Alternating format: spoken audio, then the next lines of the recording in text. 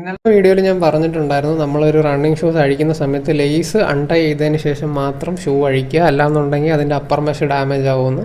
അപ്പോൾ എൻ്റെ പല വീഡിയോ ഞാൻ എൻ്റെ എക്സ്പീരിയൻസിൽ നിന്ന് പഠിക്കുന്ന കാര്യങ്ങളാണ് നിങ്ങളുമായിട്ട് ഷെയർ ചെയ്യുന്നത്. അപ്പോൾ ഇതേ ഒരു സ്വഭാവം എനിക്കുണ്ടായിരുന്നു. അതായത് പലപ്പോഴും നമ്മൾ ഷൂ ഊരുമ്പോൾ ലേസ് അഴിക്കാതെ ഞാൻ ഷൂ റിമൂവ് ചെയ്യുമായിരുന്നു.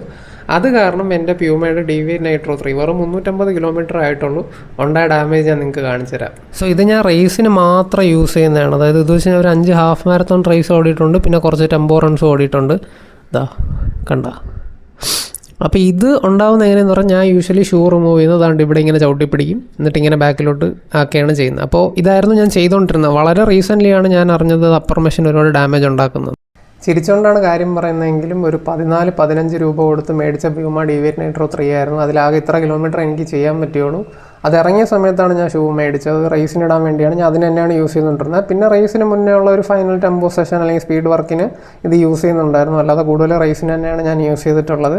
പക്ഷേ നമ്മൾ അറിഞ്ഞോ അറിയാതെയോ ഡെവലപ്പ് ചെയ്യുന്ന ചില ഹാബിറ്റ്സ് കാരണം റണ്ണിങ് ഷൂസിനുണ്ടാകുന്ന ഡാമേജ് നിങ്ങളോട്ട് എത്താൻ വേണ്ടിയാണ് ഇങ്ങനെ ഒരു വീഡിയോ ചെയ്തത്. അപ്പോൾ റണ്ണിങ് ഷൂ ഒക്കെ യൂസ് ചെയ്യുന്ന ഫ്രണ്ട്സ് ഉണ്ടെങ്കിൽ അവർക്ക് ഈ വീഡിയോ ഷെയർ ചെയ്ത് കൊടുക്കുക. അവർ അറിഞ്ഞോ അറിയാതെയോ ചെയ്യുന്ന ഈ ഒരു സ്വഭാവം നിർത്തിക്കഴിഞ്ഞാൽ ചിലപ്പോൾ അവർ റണ്ണിങ് ഷൂവിൻ്റെ ലൈഫ് ഒരുപാട് എക്സ്റ്റെൻഡ് ചെയ്യാൻ പറ്റും. അപ്പോൾ ആ ഒരു ഇൻഫർമേഷൻ നിങ്ങളോട്ട് എത്താൻ വേണ്ടിയാണ് ഇതുപോലൊരു വീഡിയോ ചെയ്തത്. ഇതുപോലെ മറ്റൊരു വീഡിയോ ആയിട്ട് വീണ്ടും കാണാം. ബൈ.